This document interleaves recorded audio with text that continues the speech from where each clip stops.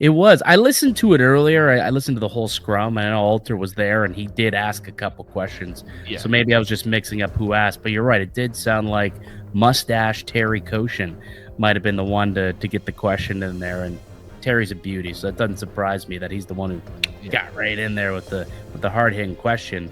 But I mean, he gave a very diplomatic answer. Obviously, you know they're gonna miss him. He's a good friend of mine, great teammate. But we got to move on. And ultimately, it's true. It's where the Maple Leafs are at right now, and they do have to move on. Life after Marner officially began when he was traded, 6 or so weeks ago. It's probably, 7 weeks now since that trade went down. So he said exactly what I expected to. But the conversation surrounding Austin Matthews right now is weird to me, Dave. I don't know if you're having these conversations with people, but I was at a card shop. I was at a trade night, and a bunch of Leaf fans there, and just hockey fans in general.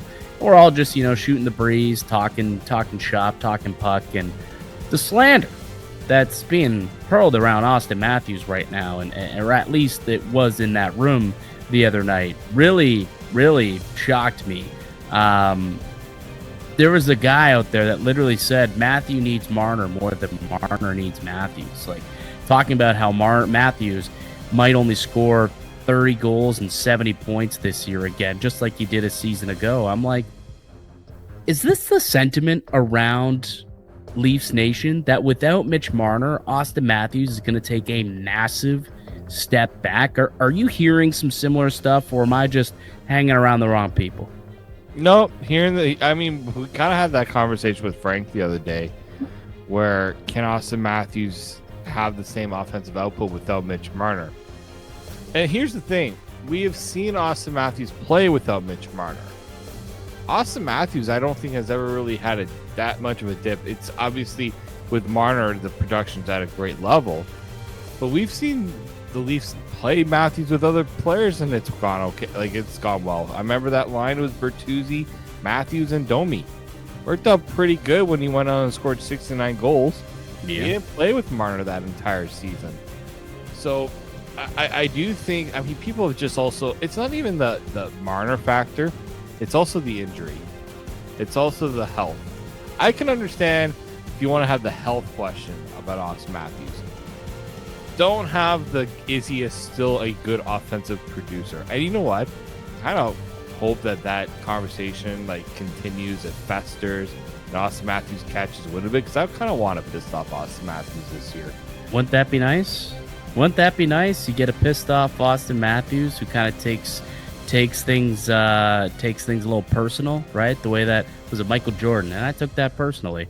So I hope he does hear it. You're right. I hope he hears it. I hope everyone talking about how they expect him and a big decline to come from him, because he wasn't the one who was making the magic. Apparently, a lot of Leaf fans believe that Marner was the guy who kind of led the charge on that top line over the course of the last couple of years. And don't get me wrong, Marner is obviously a big part of the success that Austin Matthews has had, and I'm not saying that he's not going to miss him at all, but to an extent where people are literally thinking that this guy's going to be a 30-goal, 70-point guy. Like, that was literally the stat line that a guy told me yesterday. So, 30 goals, he won't score more than 70 points. Like, are you crazy? If this guy's healthy, he's still going to encroach and probably be right in the mix for the Rocket, 50-plus goals on the year, and probably end up with over a point per game. Like, Austin Matthews is still an incredible player. But it's interesting. It sounds as though, and this is the question that I want to ask you. Maybe we can get to this on the other side here.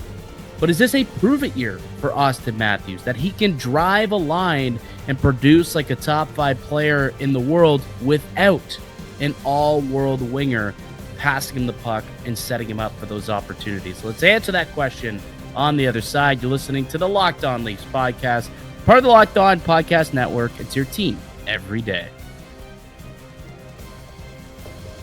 Today's show is brought to you by Game Time. Have you ever decided last minute to head to the ball game with friends or family? Maybe it's a game day and you suddenly realize you want to be in the stands. That's exactly where Game Time comes in. It's the easiest way to grab last minute tickets without the stress. With the money you save on tickets, you can splurge on food, drinks, merch, Even invite a bigger group to come with you. Game Time makes it possible.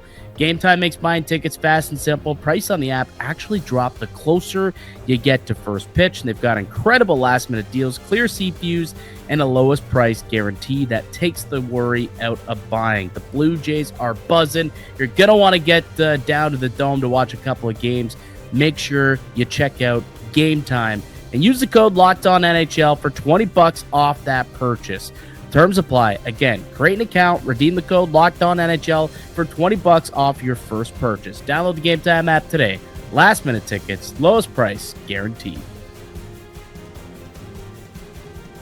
Welcome back into the Locked On Leafs podcast. Mike DiStefano, Dave Morisuti with you as we are each and every Monday, Wednesday, and Friday for the next couple of weeks. And then we're back to 5 days a week, Monday through Friday, once training camp kicks off in the middle of September. But I asked you this, Dave, right before we went to break. Is it a prove-it year for Auston Matthews without Mitch Marner? What do you say to that question? I think it is, just because of the noise around his whole offseason, the outlook without Marner. I also just think, it's his first year as second year as captain after, like the first year the injury and things like that. There was a lot of, I would say, frustration about how that year went. I just think Auston Matthews needs to set the tone for this Leafs team in a lot of ways. Like, he talks about taking the guys, looking for guys to take a step. He probably is going to be one of those guys that's going to be asked to do it too. Like, I'm not saying he needs to go and change his game completely, but I think he needs to take a more commanding presence on this team than we've seen in past years. Like, we know he's the alpha dog. What does that look like to you? Have you seen that from him? I've seen it, and I've seen it. I didn't really see it last year. Yeah, last year, because we know that he wasn't at 100%. This wasn't the year where he was more assertive self. He's got to get a little more selfish, getting to those scoring areas. I do think that he's got to be the one to be the more dominant puck mover. Like, he's got to be the one with the puck on his stick a bit more. Like, in those ways, like it's usually Mitch Marner was the one that was driving things. I think it's going to be on him to drive it a bit more. Yeah, and I think that's a fair comment to make, and it probably is a prove-it year for Auston Matthews. I don't think it should be, but it is, because there's a clear sentiment within a quite significant pocket of Leafs Nation that believes that he's due for a down year, that Mitch Marner is the guy who made the magic on that line,